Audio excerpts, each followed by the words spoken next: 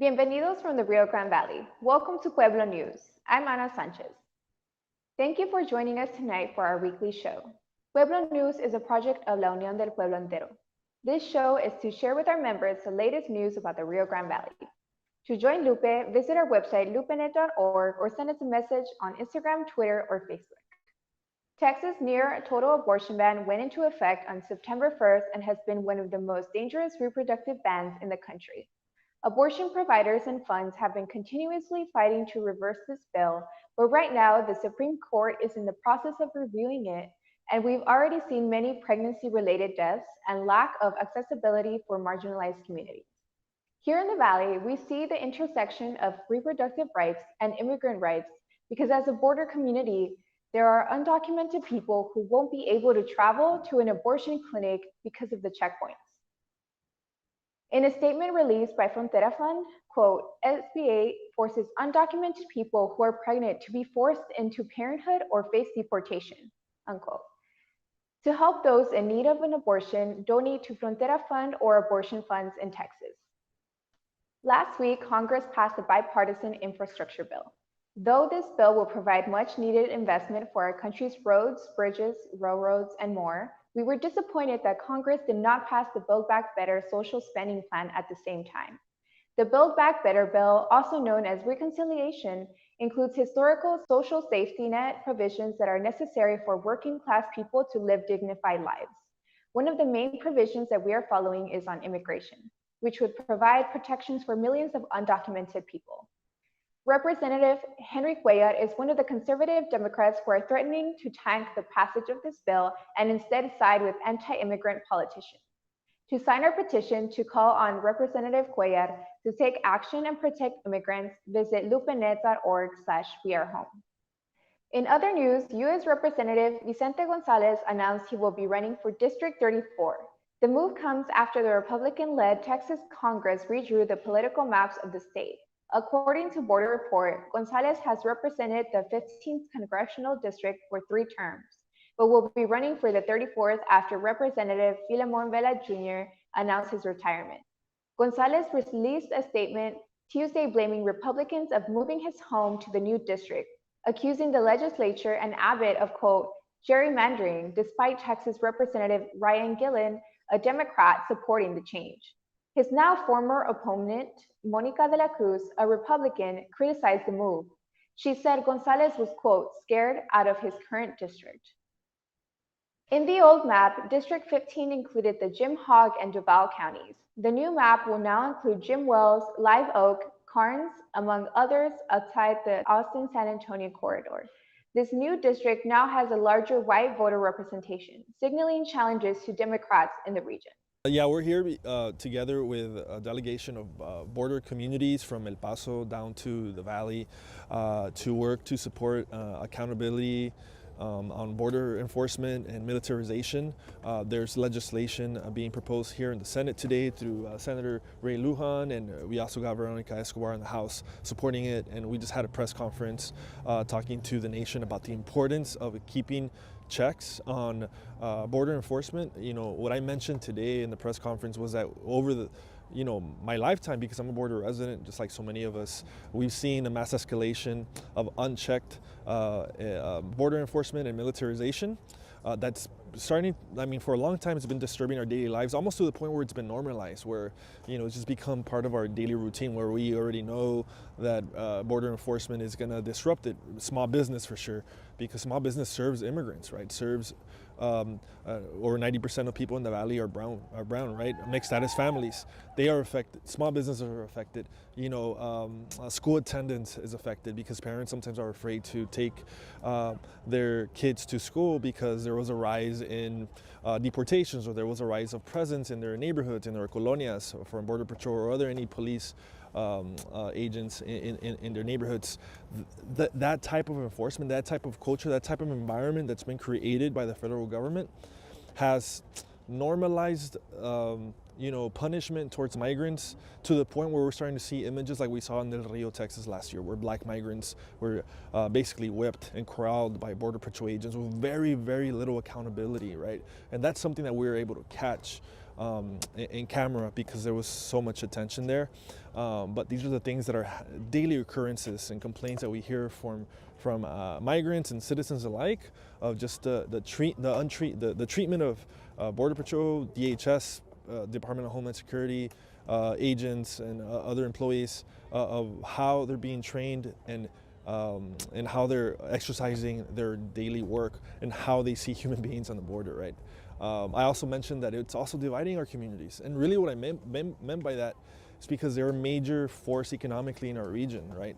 They're hiring a lot of our own people, right? And it's creating a wedge, a division in our community that's really, really detrimental. It's literally breaking friends apart, families apart, and we need to create a better system where we could trust these agents, we could trust the system, right? So that's sort of a gist of the conversation that we had today, alongside with so many other great activists along the border. That was our Director of Organizing, Daniel Diaz, representing Lupe in Washington, D.C. Today, we invited Sergio Treviño from the communications team to talk about his trip to Washington, D.C. Good evening, Sergio. How are you doing? Doing good, thank you. That's good.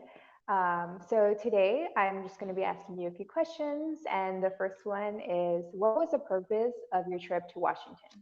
Well, kind of like what Danny was saying, we were border voices that went to Washington, D.C.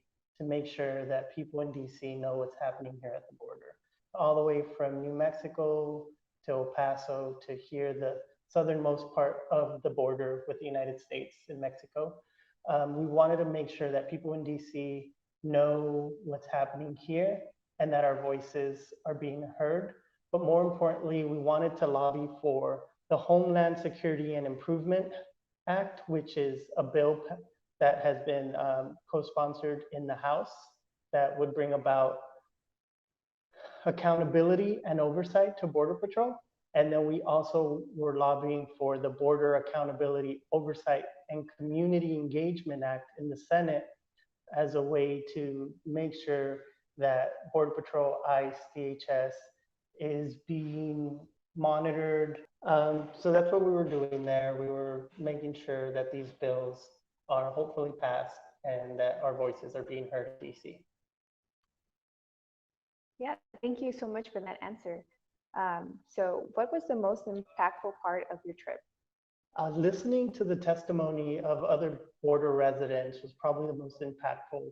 For me, listening to stories about the human rights abuses that were going on at these detention centers, where Border Patrol agents were mocking the people there in the detention, were not offering proper hygiene products to people in detention. Even hearing stories about American citizens that were, underage American citizens that crossed the border to go to school in Laredo, who were profiled, were taken, behind closed doors, patted down, and treated like criminals, right? And that's what this system that we currently have is set up. It's like everybody in this border zone is a criminal and guilty until proven innocent, and that's not the way it should be. So that's probably the most impactful thing. But listening to stories about the Carrizo Come Crudo tribe fighting border wall construction here in FAR was also important. And one other impactful thing was learning about deported veterans and how through the organization Repatriate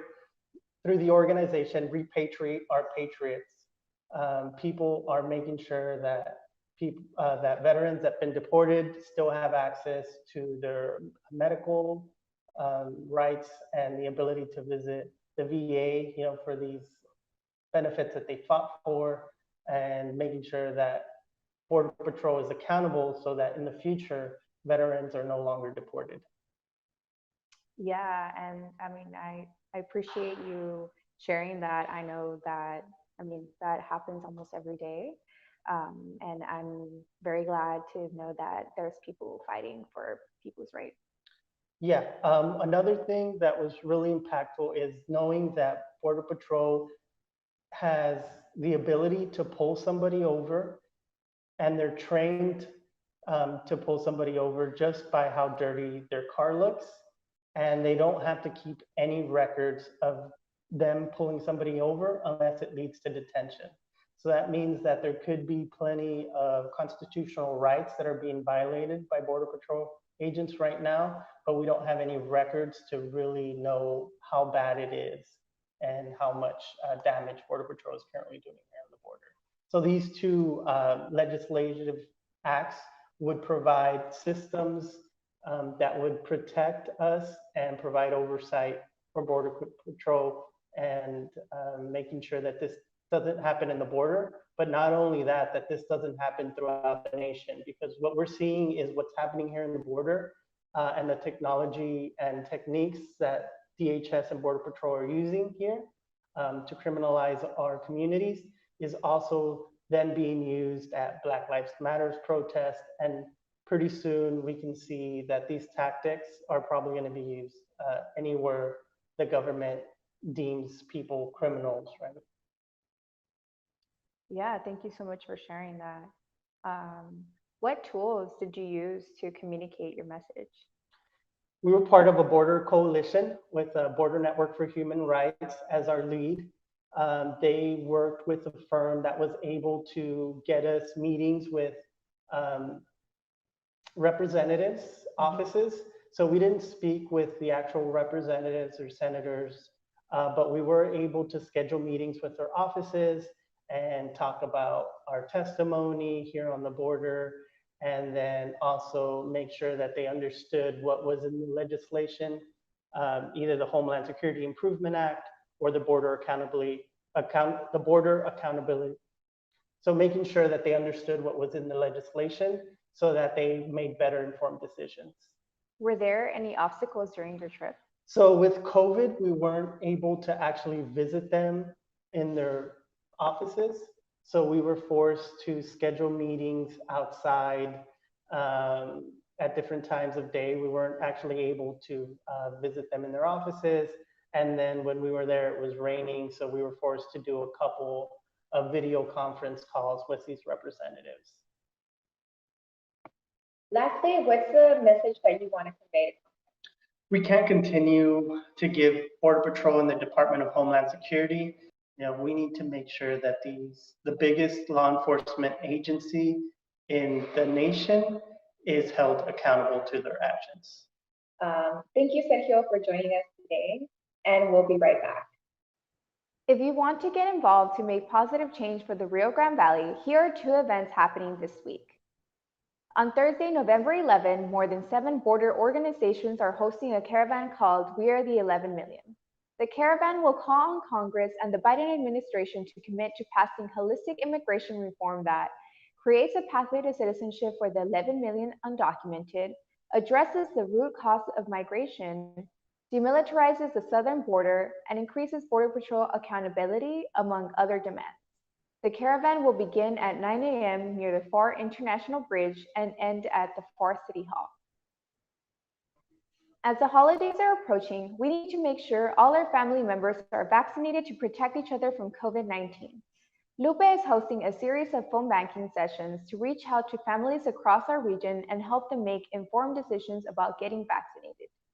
To volunteer with this campaign, visit lupenet.org to send us a message to sign up. Thank you for tuning in with us tonight. To join Lupe, visit lupenet.org or send us a message on Instagram, Twitter, or Facebook. From the Rio Grande Valley, this is Pueblo News. See you next week.